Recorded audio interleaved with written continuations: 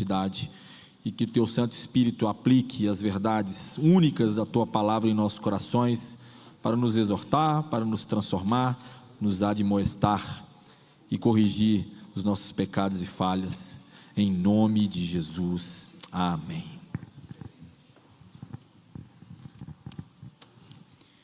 Meus irmãos, quero saudar a todos com a graça e a paz do Senhor. Podemos assentar. Nós vamos ouvir o sermão desta noite, lembrando que estamos numa série de pregações expositivas, sermões sequenciais, e a carta de Pedro tem sido a carta que nós estamos ouvindo Deus falar conosco a cada domingo. Deus fala com a sua igreja no presente. Mas vamos lembrar uma coisa: Deus fala com a sua igreja somente pelas Escrituras e não fora das Escrituras. Por isso você precisa agora ter ouvidos para ouvir o que Deus tem para nos dizer. Deus fala com você, Deus fala comigo, Deus fala com a igreja dele espalhada sobre a face da terra, por meio da sua palavra nas Escrituras. Vamos então ouvir o que Deus tem para nos dizer nesta noite. Primeira Epístola de Pedro, capítulo de número 2. Primeira Epístola de Pedro, capítulo de número 2.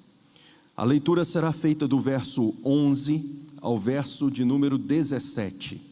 Peço que todos estejam com as suas Bíblias abertas e acompanhem a leitura que eu farei.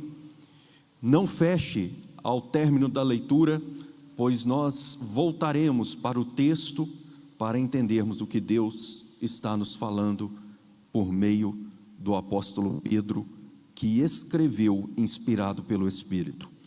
1 de Pedro, capítulo 2, versículo 11 ao versículo 17. Assim diz a palavra: Amados, exorto-vos como peregrinos e forasteiros que sois, a vos absterdes das paixões carnais que fazem guerra contra a alma, mantendo exemplar o vosso procedimento no meio dos gentios, para que naquilo que falam contra vós outros como de malfeitores, observando-vos em vossas boas obras, glorifiquem a Deus no dia da visitação. Sujeitai-vos a toda instituição humana por causa do Senhor, quer seja ao rei como soberano, quer às autoridades como enviadas por ele, tanto para castigo dos malfeitores, como para louvor dos que praticam o bem. Porque assim é a vontade de Deus, que pela prática do bem façais emudecer a ignorância dos insensatos. Como livres que sois, não usando todavia a liberdade por pretexto da malícia, mas vivendo como servos de Deus. Tratai todos com honra, amai os irmãos, temei a Deus, honrai o Rei. Como nós oramos, que o Senhor esteja iluminando a cada um de nós e nos concedendo entendimento do que Ele mesmo nos comunicou nas Sagradas Escrituras. Amados irmãos, quando nós olhamos para o verso de número 11, ele inicia com uma expressão onde Pedro está chamando os seus leitores de amados. Dê uma olhada aí no comecinho do versículo 11. Esta é a palavra que aparece, amados. Por que Pedro está usando essa expressão àqueles a quem ele está se dirigindo? Nós vimos no começo das nossas exposições nesta carta de Pedro que ela foi endereçada a cristãos, e provavelmente cristãos que vinham dos judeus e que estavam fora de sua terra, vivendo em outro lugar por causa de algumas dificuldades. E estes cristãos que eram judeus estavam agora recebendo a palavra do Senhor por meio desta carta que Pedro endereçou a eles. Ele então chama esses cristãos de amados. O que é que ele está querendo dizer aqui? Para que nós possamos entender esta expressão, é primeiro necessário dizer que ela não é uma expressão como se tornou comum nos dias de hoje falar E as pessoas fazem isso dentro das próprias igrejas, principalmente no nosso país, as igrejas evangélicas, quando se tornou um costume, amados ou irmãos amados, aqueles que dirigem e que conduzem os cultos, conduzem as atividades, assim o fazem. Não, Pedro começa chamando os seus leitores de amados, porque em primeiro lugar ele está se referindo à posição que estas pessoas têm diante de Deus. Eu vou explicar isso. Grave o que eu acabei de falar. Ele está chamando os seus leitores de amados por causa da posição que eles têm diante de Deus. O que é isso então, pastor? O que você está querendo dizer quando diz que o apóstolo Pedro está chamando os seus leitores de amados por causa da posição que eles têm diante de Deus? Meus amados irmãos, nós temos que entender o seguinte: qual é a nossa condição diante de Deus quando nós não tínhamos ainda sido redimidos em Cristo? A nossa condição era de filhos da ira. Nós estávamos debaixo da ira de Deus, estávamos debaixo do seu desprazer, estávamos debaixo da sua rejeição para com as nossas vidas, pois andávamos rebeldes nos nossos próprios caminhos, como filhos das trevas, e não como filhos da luz. Mas a misericórdia graciosa de Deus aplicou na vida da igreja, do seu povo, aquilo que Cristo fez, a justiça de Cristo, para que hoje fôssemos tidos como justo por causa da justiça do Redentor. E o nosso pecado foi cobrado em Cristo, quando na cruz Ele se colocou diante do Pai e suportou a ira do Pai que deveria cair sobre nós. O que Cristo fez com a igreja foi reconciliá-la com o Pai. E esta reconciliação só é possível porque Jesus efetuou. Se Cristo não tivesse efetuado esta reconciliação, continuaríamos no mesmo estado de perdidos e de filhos das trevas. Mas já que agora nós fomos reconciliados, se antes Deus olhava para nós com a ira que é própria do Deus que não pode concordar com o pecado e conviver com ele, agora Deus não nos olha mais com a ira. Deus nos olha como quem ama, como quem mostra misericórdia, como quem mostra seu rosto benfazejo para conosco. Pedro está chamando aqueles a quem ele dirige esta carta de amados, porque eles foram reconciliados. Não é uma expressão como eu e vocês temos costume de dizer meramente, mas é uma expressão que está dizendo que, já que agora esta igreja está edificada sobre a pedra angular que é Cristo, agora que somos reconciliados, e nós vimos isso nas semanas anteriores, nós somos pedras vivas, e pedras vivas no edifício de Cristo, porque Cristo nos aceitou, e não nós o aceitávamos primeiramente, mas Ele veio ao nosso encontro. Ele nos buscou, nos achou, e agora Deus o Pai nos ama, porque fomos reconciliados. Essa era a situação da igreja, a quem Pedro estava escrevendo. Mas esta é a situação da igreja do presente também, que foi reconciliada. Nós somos amados de Deus, se Cristo nos reconciliou com o Pai. Mas quem não foi reconciliado com o Pai, por meio de Jesus, não é amado de Deus, continua debaixo da sua ira.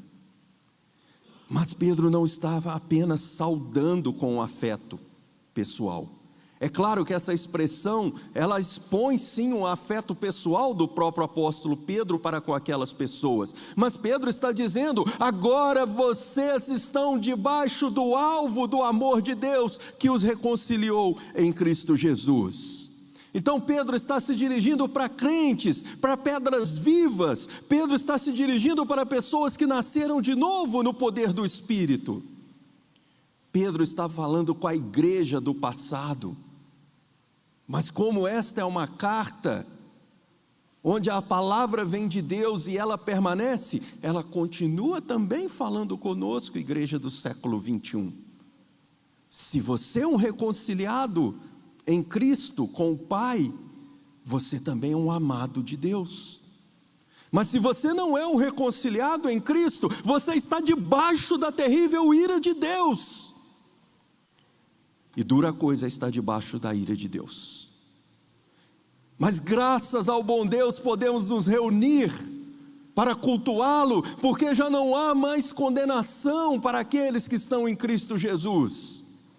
Graças ao bom Deus nós podemos nos ajuntar no ajuntamento solene, público, atendendo a convocação do Senhor, para o honrarmos e prestar a adoração que é devida. Pedro está saudando este povo que podia fazer isso.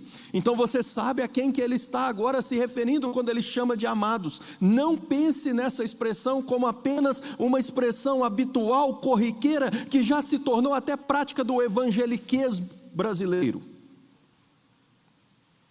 Pedro está falando aqui de pessoas que são alvos do amor e da graça de Deus. Mas se Pedro começa assim a sua carta, ele vai dizer algumas coisas importantes para esta igreja a quem ele está se dirigindo. E essas coisas importantes para quem ele diz, para a igreja que ele diz, também se aplicam a nós. E são importantes para nós, igreja do século 21. E a primeira das coisas importantes que Pedro fala está no verso de número 11, onde ele faz uma exortação e ele vai tratar sobre a guerra contra a alma. E nós precisamos entender que, a partir do momento que Deus demonstrou o seu amor misericordioso em Cristo nos redimindo, nós estamos numa guerra. E existe uma guerra que está sendo travada. Dê uma olhada no verso de número 11, eu vou ler novamente.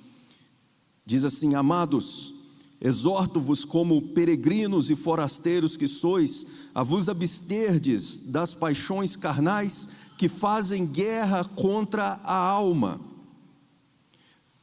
Pedro, após chamar aquela igreja como uma igreja que é amada por Deus, agora ele usa o termo numa exortação dizendo, como peregrinos e forasteiros. O termo forasteiro não aparece pela primeira vez nessa carta.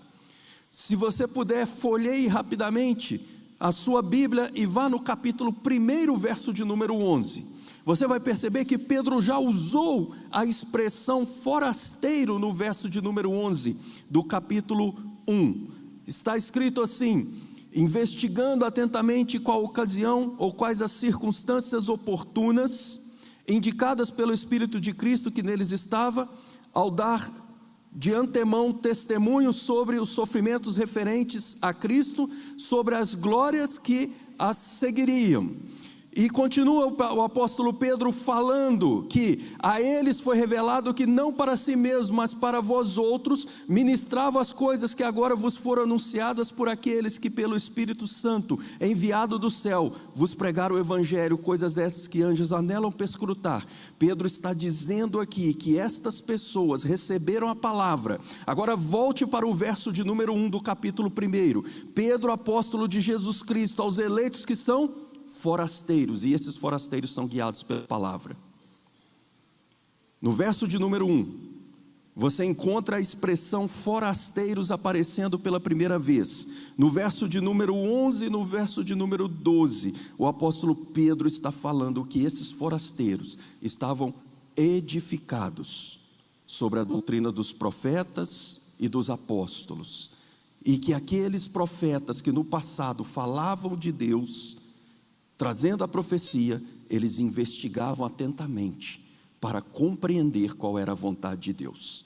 Eles eram forasteiros, mas eles não eram forasteiros que estavam andando de qualquer maneira. Eles eram forasteiros que estavam sendo guiados pela palavra de Deus. Eles eram forasteiros que estavam andando neste mundo, peregrinando por este mundo, mas orientados pela palavra de Deus. E quando ele está falando aqui de um povo forasteiro, É bem provável que Pedro está lembrando do povo de Israel. O povo de Israel foi um povo que no passado foi forasteiro até chegar a uma terra prometida por Deus. Só que aquela terra prometida ainda tipificava uma terra ou um lugar ou a restauração que Deus tinha prometido que faria. Não era ainda o ponto final. Nós estamos assim como o povo do passado que perambulou pelo deserto, andando como forasteiros, olhando para uma terra que nos é prometida, mas sendo guiados pela palavra do Senhor. Então Pedro está falando para aqueles forasteiros, e nós também somos forasteiros. Meus irmãos, uma das coisas que nós temos que entender é que o cristão, o crente, não pode se acostumar com o mundo que vivemos, mesmo que nós vivemos neste mundo e não fomos chamados a sair do mundo até que o Senhor nos retire, mas que nós fomos chamados para vivermos neste mundo, mas como quem aguarda a restauração, como quem aguarda o dia prometido.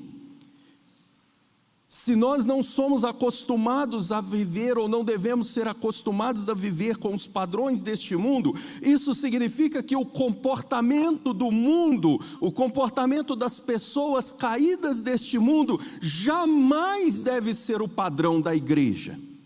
Jamais. O padrão da igreja é o padrão da palavra que os profetas investigavam. O padrão da igreja é o padrão da palavra que os apóstolos trouxeram e edificaram a igreja, como colunas e fundamentos que eles eram. Mas o padrão da igreja não é o padrão do mundo caído. O mundo caído não pode ser a referência para as nossas vidas. Um grande problema da igreja na atualidade é que tem muita gente que está dizendo que é evangélico, que é crente, mas que quer viver igual vivia antes. Isso não é ser cristão. E isso não é ser evangélico. Se você quer ser evangélico e viver do mesmo jeito, melhor não ser. Não engane a si mesmo, ou não tente enganar a outros, porque a Deus ninguém engana. O padrão da igreja não pode ser moldado pelo que está do lado de fora dela. O padrão da igreja não pode ser moldado nem também por aquilo que tenta penetrar na igreja, advindo dos sopros fortes do próprio mundo.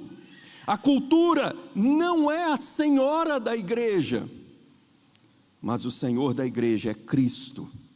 E Cristo, como sendo o Senhor, nos chama para que agora nós andemos com renovação da nossa mente. Abra sua Bíblia em Romanos, no capítulo de número 12. Olha o que está escrito no verso 2. Romanos capítulo 12, verso de número 2. O apóstolo Paulo está escrevendo para a igreja de Roma, uma igreja de crentes. E olha o que ele diz: e não vos conformeis com este século, mas transformai-vos pela renovação da vossa mente, para que experimenteis qual seja a boa, agradável e perfeita vontade de Deus. Você é crente mesmo? Está na hora de você começar a mudar teu comportamento, o jeito de você falar, de vestir, de se comportar na frente dos outros. Está na hora de você mudar a sua maneira de pensar. Ou você é só um mundano dentro da igreja? É preciso renovar a mente. É preciso nos amoldarmos segundo o padrão de Cristo. É uma vergonha quando a igreja evangélica se parece demais com o mundo. E ela tem parecido. A igreja evangélica brasileira está parecendo demais com qualquer outra coisa que você encontra na sociedade. Qualquer loucura que tem na sociedade você tem encontrado dentro de igrejas brasileiras. Isso não é o cristianismo genuíno e verdadeiro. O apóstolo Pedro, ele está dizendo para nós: exorto-vos como peregrinos, ou seja, vocês estão apenas por um tempo nessa atual condição de mundo, de vida, mas vocês não pertencem a essa condição de vida, vocês são forasteiros, vocês devem se abster das paixões carnais.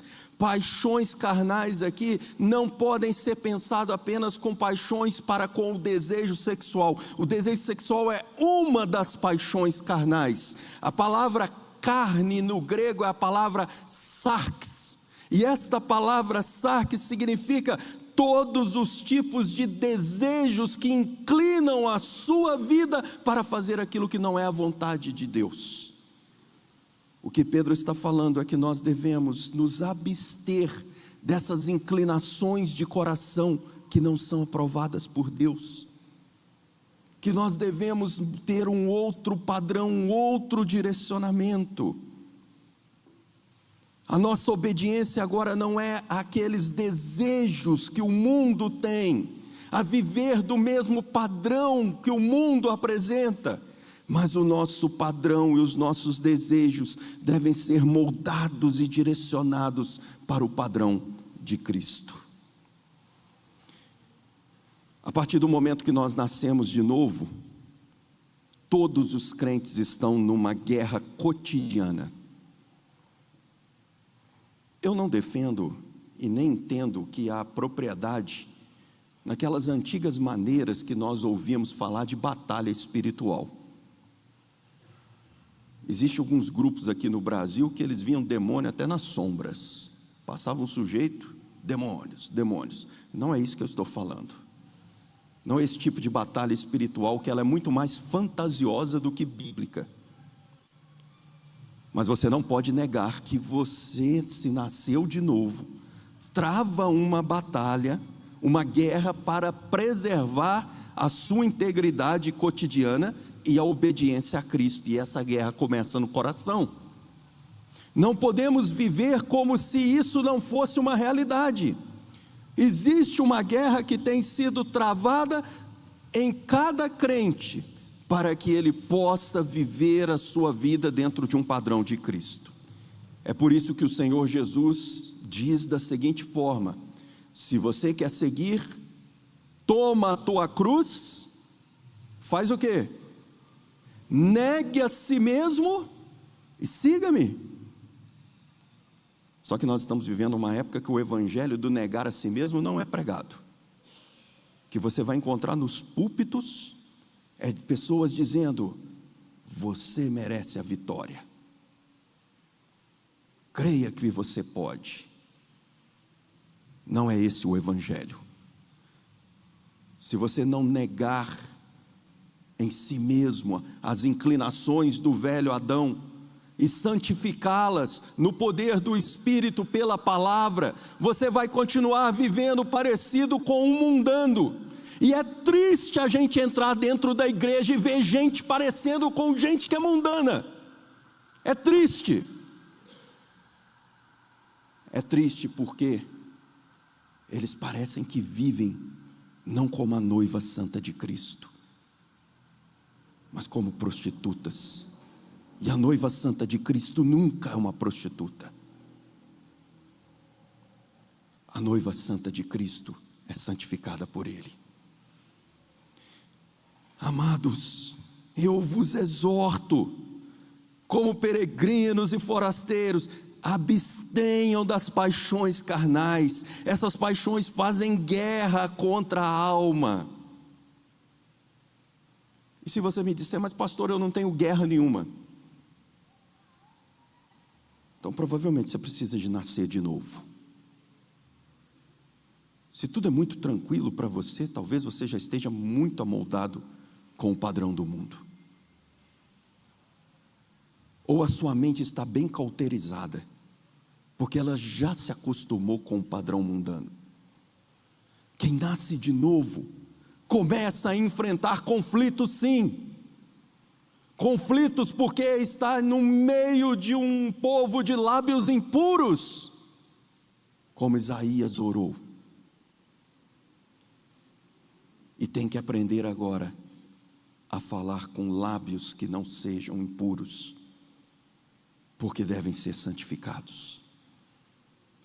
Pedro está falando de uma guerra. Essa guerra é travada por mim e por vocês, meus amados irmãos. Mas a boa notícia é que esta guerra, ela é vencida não na nossa força, ela é vencida no poder do Espírito de Deus, que aplica a sua palavra em nossas vidas e nos santifica. Ela é vencida não pela nossa própria capacidade, mas ela é vencida por aquilo que Deus opera na igreja. E uma igreja exposta à palavra, que ama a palavra, que deseja as Escrituras, esta igreja inevitavelmente muda. A pessoa muda, porque agora o que está guiando é o trilho da palavra de Deus, e ela dá evidências disto. Estamos em uma guerra cotidiana para preservar a nossa integridade e obediência a Cristo. Qual é o valor que atribuímos à nossa vida? Que preço que nós temos para com a nossa integridade? O crente sabe que o preço da sua integridade veio daquilo que aconteceu com Cristo, no sangue derramado do nosso Redentor. Por isso, nada que se ofereça para nós vivermos parecidos com o mundo pode ser tão chamativo quanto aquilo que foi feito por Cristo.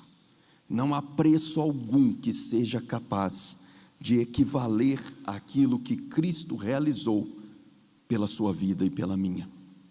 Ele nos reconciliou, e o seu sangue, que nos traz a paz, que nos traz o perdão, não pode ser comparado com os oferecimentos que há nesse mundo. Você precisa lembrar disto. Pedro está chamando os seus leitores para fazer isto. Mas no verso de número 12, o apóstolo continua agora falando de um dia da visitação. O verso 12 diz assim: mantendo exemplar o vosso procedimento no meio dos gentios, para que naquilo que falam contra vós outros como de malfeitores, observando-vos em vossas boas obras, glorifiquem a Deus no dia da visitação. Quando nós olhamos esse verso de número 12, nós percebemos que aqui nós temos crentes que estavam vivendo como forasteiros. Nós vimos isso que aparece pelo menos duas vezes, uma no verso 1 do capítulo 1 e outra no verso de número 11. Então, se eles eram forasteiros, Pedro está usando a ideia de que eles estavam longe da terra deles original. Pedro usa também isso de uma forma figurada para lembrar que o povo de Israel andou forasteiro e que nós também somos forasteiros. Mas ele está falando que esse pessoal aqui era realmente um pessoal que estava distante da terra deles. Agora, olha que interessante. No verso de número 12 fala que eles estavam no meio de gentios, no meio de pessoas que não conheciam a Cristo. Então eles estavam distantes de sua terra, eles estavam em outras localidades, estavam recebendo a mensagem de Deus por meio do apóstolo, e eles eram pessoas que habitavam no meio de gente que não conhecia a Cristo, ou que não viviam na presença de Cristo. Agora, o que Paulo fala? Como que deveria ser o comportamento desses crentes numa terra distante onde estava no meio de não crentes? Será que eles deveriam se amoldar? Meus irmãos, nós não temos problema com a cultura, quando a cultura não fere a palavra de Deus. Contudo, a cultura de um lugar jamais é o padrão para nós. Nós medimos qualquer cultura pela palavra de Deus. O que eu quero dizer com isso? A gente não tem que viver igual os brasileiros vivem, porque é meramente um costume cultural, e somos brasileiros. Se certos tipos de comportamentos que existem no meio do nosso povo são comportamentos que contrariam a palavra de Deus, o cristão se posiciona com a palavra de Deus, e não porque a maioria das pessoas vive assim. Você não deve viver de determinada maneira na sua vida porque uma parcela da população ou uma maioria da população vive assim. Nós não somos guiados pela maioria das pessoas. Nós somos guiados por Deus. E eles estavam inseridos numa cultura. Uma cultura que não era a cultura original que esses destinatários da carta de Pedro estavam inseridos, estavam vivendo. Mas eles estavam no meio de uma cultura. Então Pedro fala, mantendo exemplar o vosso procedimento. Ou seja, mesmo estando em outra cultura, o procedimento tem um padrão. E o padrão do crente qual que é? É Cristo. O padrão do crente é a palavra de Cristo. Não importa se você está aqui no Brasil, não importa se algum dia você se mudar para outro país, não importa se você for para outra cidade, não importa se você for para outro estado, mantenha o seu procedimento exemplar, mas esse procedimento exemplar é baseado naquilo que Cristo diz o que é certo na sua palavra.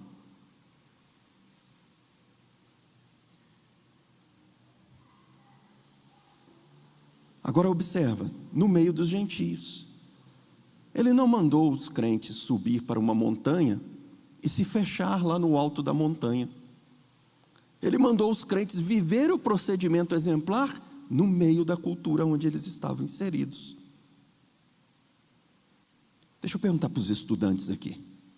Vocês têm tido procedimento exemplar nas faculdades de vocês?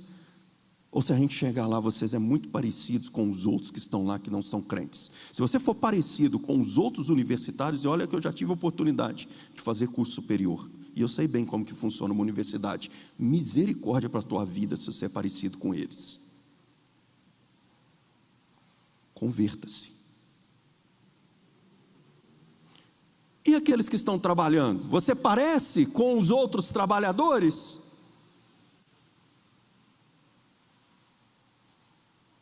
Ou você mantém o procedimento exemplar na empresa que você está inserido? Pastor, a gente tem que se adequar, né? Senão a gente não vive. Não é isso que está sendo mandado na Bíblia. Você se adequar com o mundo sem Cristo. O que está sendo mandado na Bíblia você fazer é manter exemplar o vosso procedimento no meio dos gentios. É preciso ser crente aqui nos domingos, mas é preciso ser crente também na sua escola, na segunda-feira, na hora de você fazer prova, na hora que você conversa com os seus colegas de turma, na universidade. É preciso ser crente na hora que você vai no estádio de futebol. E não é adequado um crente também ficar xingando a torcida alheia com palavrões. Você é crente ou é um ímpio? Mas pastor, eu estou me extravasando e torcendo para o meu time. Então você é um ímpio. Porque aquela maneira de torcer é de ímpio. Não é de crente. E quem disse que precisa torcer daquele jeito? Mantenha exemplar o vosso procedimento no meio dos gentios.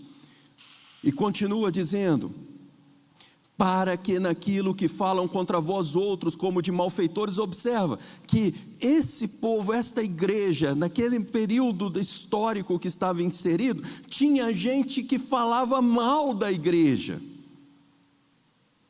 Estava falando mal, falam mal contra vós outros, como se vocês fossem malfeitores. Mas qual era a resposta da igreja que Pedro manda dar? Ela deveria manter o seu comportamento exemplar, para que observassem as vossas boas obras. E a resposta da igreja era ser parecida com Cristo, naquilo que Ele nos manda fazer, para que vissem as nossas obras como sendo as obras de Cristo. Em outras palavras, não era para sair a desforra e a briga com os gentios, é para ser parecido com Cristo, e eles iriam olhar e ver como que nós somos parecidos com Cristo, e como que eles eram parecidos com Cristo, como que a igreja evangélica, a igreja presbiteriana central de Contagem, deve proceder na cidade de Contagem e na região que ela está inserida, parecida com Cristo. E quem estiver do lado de fora e nos chama de malfeitores, que olhem para nós e nos veja parecidos com Cristo, guiados pela palavra de Cristo. Mas vocês não acham que é vergonhoso que nós já tenhamos aí aproximadamente, segundo possíveis dados que vão ser divulgados agora desse último censo, que o Brasil está chegando a aproximadamente um terço de evangélicos no nosso país. O que mudou no Brasil? Com um terço de evangélicos no Brasil, diminuiu a corrupção?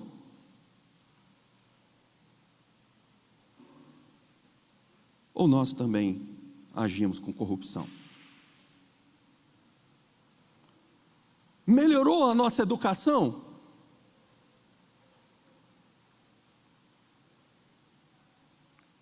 Estamos vivendo de uma forma mais justa na sociedade que nós estamos? Quando comecei a frequentar a igreja presbiteriana, os evangélicos no Brasil estavam chegando a 10%.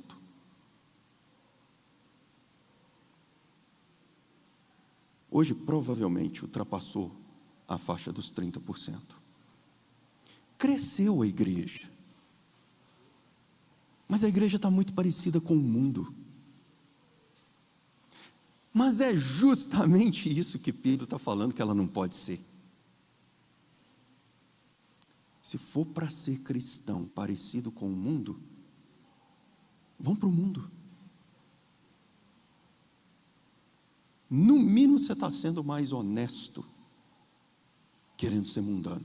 Se for para ser cristão, para você vestir igual o mundão, vá para o mundo, meu irmão. Usa suas roupinhas modernas lá, de mundanas. Seu linguajar mundano. Seu comportamento mundano. É mais adequado.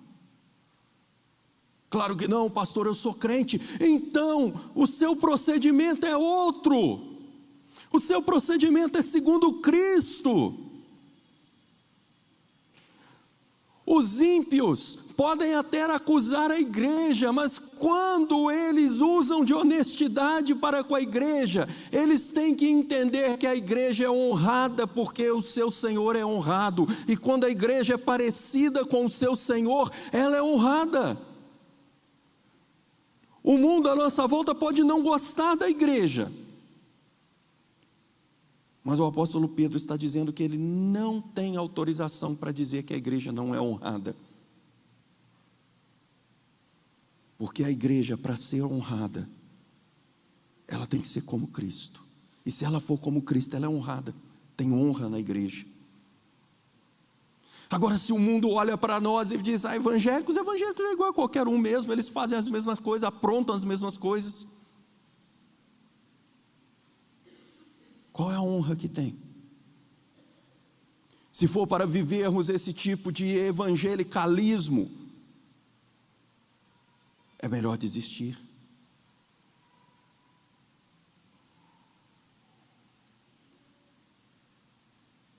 Agora Pedro fala sobre um dia da visitação. Você sabe o que é esse dia da visitação? Dia da visitação é uma expressão que aparece tanto no Antigo Testamento quanto no Novo Testamento, principalmente no Antigo Testamento, e se refere ao dia da vinda do Senhor. O dia da visitação do Senhor era aguardado pelo povo da aliança no passado como sendo um dia de alegria. Contudo, em alguns momentos na história do povo da aliança, eles se deixaram corromper, e atingia esse dia da visitação, o dia da volta do Senhor, pois não aguardavam com alegria. Para você ter uma amostra disto, dê uma olhada no livro de Amós, profeta Amós. Oséias, Joel, depois vem Amós. Vá lá para os profetas menores.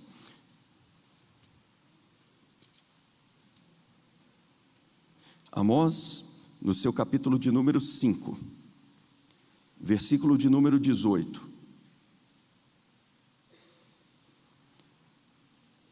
O profeta está fazendo uma exortação, porque o povo andava falando sobre o dia da visitação, ou o dia do Senhor, e dia do Senhor era aguardando a promessa.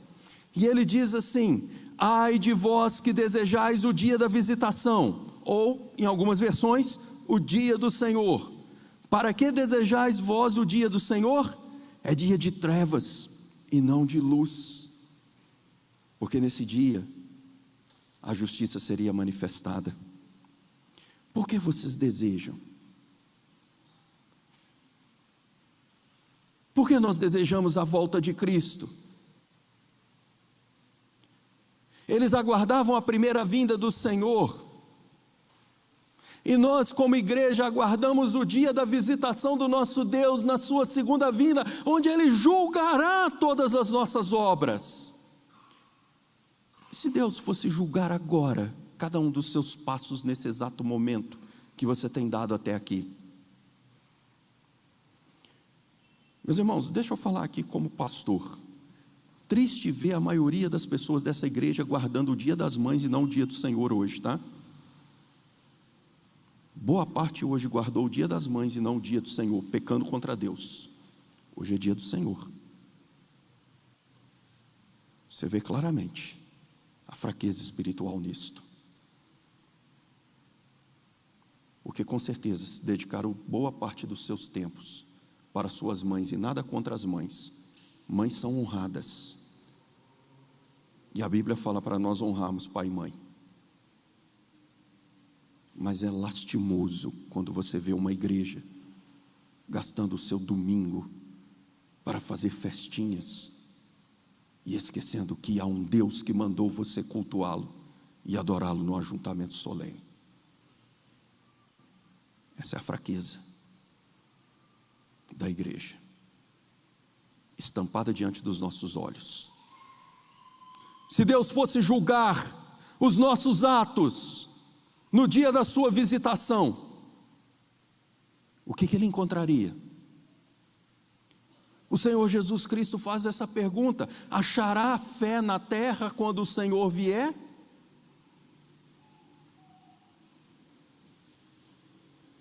Meus irmãos, nós aguardamos a vinda do dia do Senhor.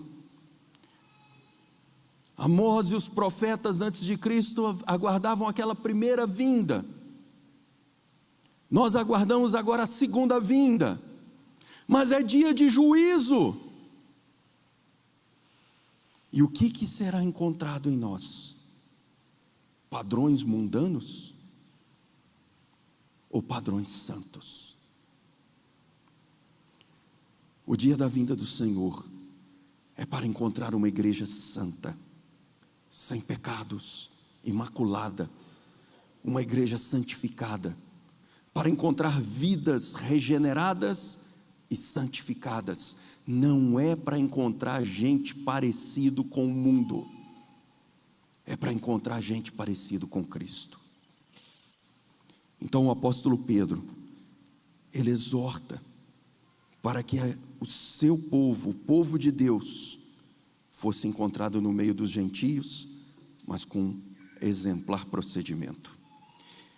E aí Pedro inaugura agora uma terceira sessão,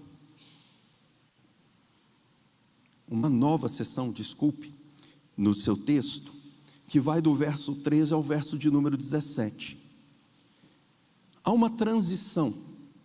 Depois que ele fala do proceder, do comportamento segundo Cristo, do procedimento exemplar, agora ele fala de submissão às instituições humanas.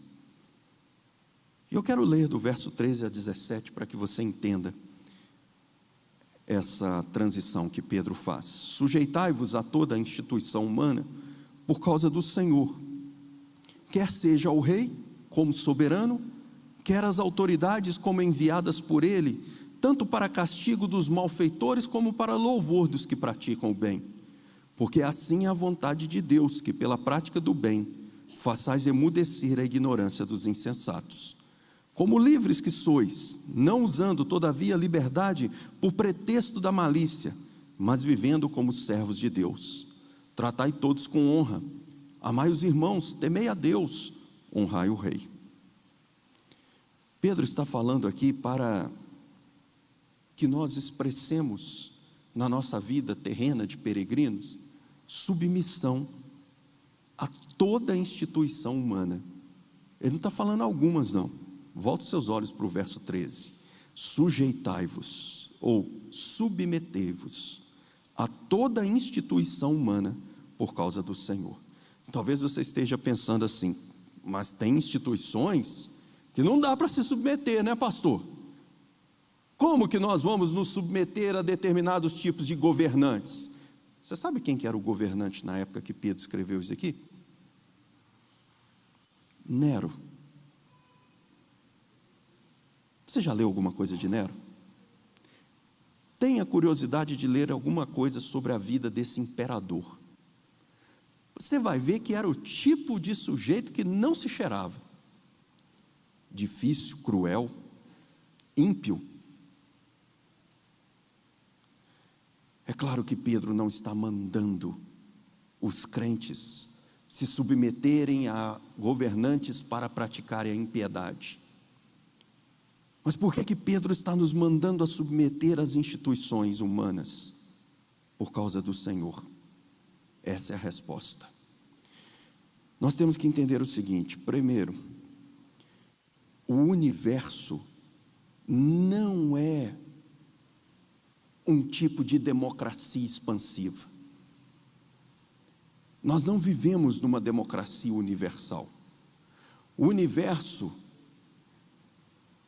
é regido por uma hierarquia de autoridades, onde a autoridade máxima e principal é o Deus Criador de todo o universo. E esse Deus Criador de todo o universo tem em suas mãos tudo o que existe: os céus, a terra, o mar e tudo mais que há. Mas Deus delega também autoridades em outras instâncias, não para fazerem aquilo que eles querem fazer, mas para se submeterem a si. Então governos existem porque Deus quis delegar funções de governo sobre a terra. E nós não somos contra governos. Autoridades existem porque elas refletem essa autoridade ampla e maior de Deus. Pedro não está instigando os cristãos a praticarem impiedades, mas Pedro está dizendo: se a autoridade faz aquilo que é bom e pune o que é mal, se a autoridade é aquela que pune os malfeitores. Veja o verso 14. Quer as autoridades como enviadas por ele, tanto para castigo dos malfeitores, como para louvor dos que praticam o bem. Submeta-se a essas autoridades, porque elas cumprem aquilo que é devido. O cristão só tem autorização para não se submeter a uma autoridade, seja ela qual for, se essa autoridade o instigar a fazer alguma coisa contra o próprio Deus, pois não há autoridade que seja maior do que o próprio Deus. Então, aluno, se o seu professor na escola te mandar fazer alguma coisa que você não gostou, mas aquilo não fere a palavra de Deus, submeta. Por que você tem que se rebelar contra o teu professor?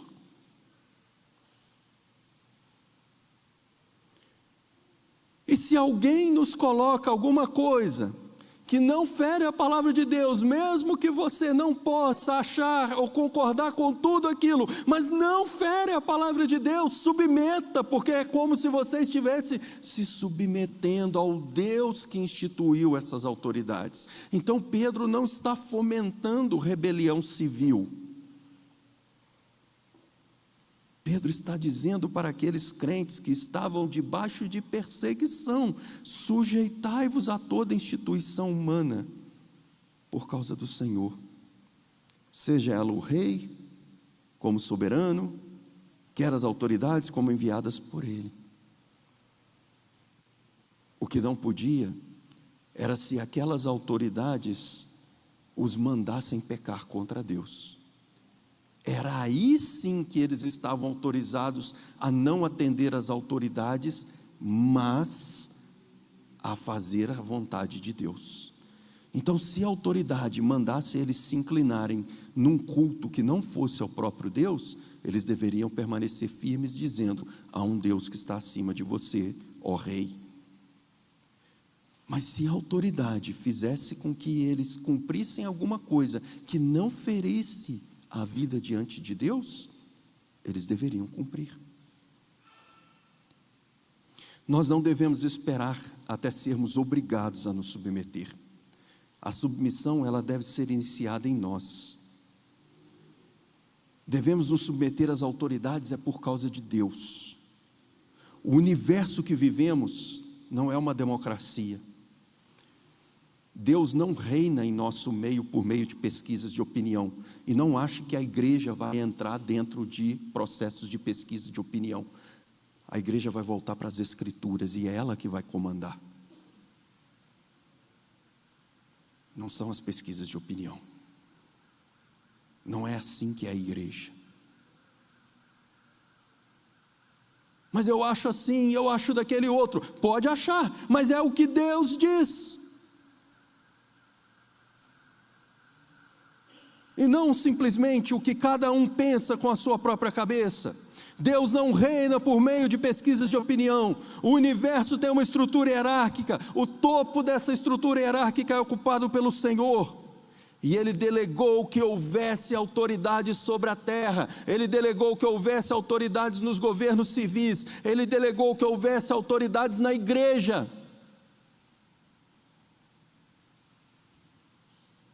E Ele delegou que nós honrássemos essas autoridades. Eu só posso desobedecer uma autoridade se ela me mandar fazer algo que é contra Deus. Se isso não acontecer, não seja insubmisso. Mas por que Pedro está falando isso? Pedro está falando isso porque havia liberdade concedida na nova vida por aqueles que estavam em Cristo. Olha o verso 16.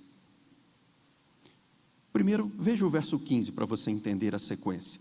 Porque assim é a vontade de Deus, que pela prática do bem, façais emudecer a ignorância dos insensatos, como livres que sois. A nossa liberdade, ela está em Cristo e naquilo que Cristo fez.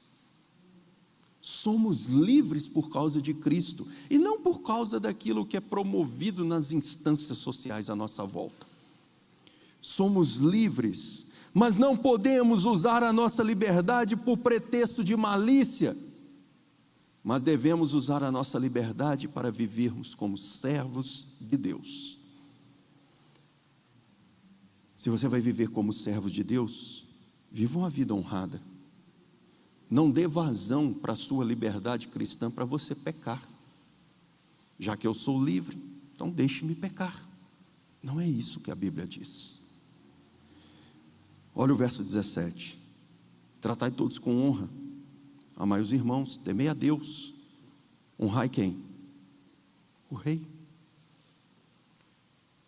E como eu disse, esse rei aqui não era flor que se cheira. O cristão só poderia desobedecer se ele mandasse o cristão desobedecer ao próprio Deus. a vida exemplar do cristão se reflete na sociedade, se reflete onde nós estamos. O Brasil tem que olhar para nós cristãos e ver vida segundo Cristo. A gente não pode ser parecido com o mundo. Não podemos. Voltemos então, meus irmãos, o nosso coração para a palavra, para o nosso Deus. E que essa palavra nos transforme no coração, para que o nosso comportamento seja de acordo com o que está num coração transformado. Mas se o nosso coração não for permeado pela palavra, a boca falará o que está no nosso coração caído. Cristo nos chamou para a nova vida. E é a nova vida que agora eu e vocês devemos viver. Que a igreja central de Contagem possa ser olhada como uma igreja santa. Que aqueles que estão do lado de fora possam até não gostar da gente, mas na hora que se aproximar e falar assim, eu não gosto deles, mas eles vivem como cristãos. Nós não somos obrigados que as pessoas, não temos como obrigar as pessoas a gostarem da gente, mas se elas olharem para a gente, elas têm que nos ver parecidos com Cristo. Mas se eles olharem para a gente e achar que a gente é parecido com qualquer coisa do lado de fora, ai de nós, ai de nós. O Evangelho transforma, o Evangelho muda, e não é no seu poder que eu estou falando para você fazer isso, não, é no poder de Deus e sua palavra. Ele pode mudar e muda a igreja, e muda o seu povo. Que o seu procedimento evidencie Cristo, que a sua vida evidencie o Senhor, que você seja um verdadeiro cristão. Que Deus te abençoe, que a graça do Senhor seja abundante sobre sua vida. Vamos orar? Senhor, quero te agradecer por estarmos reunidos, ó Deus, nesta noite para te cultuar, e obrigado porque o Senhor nos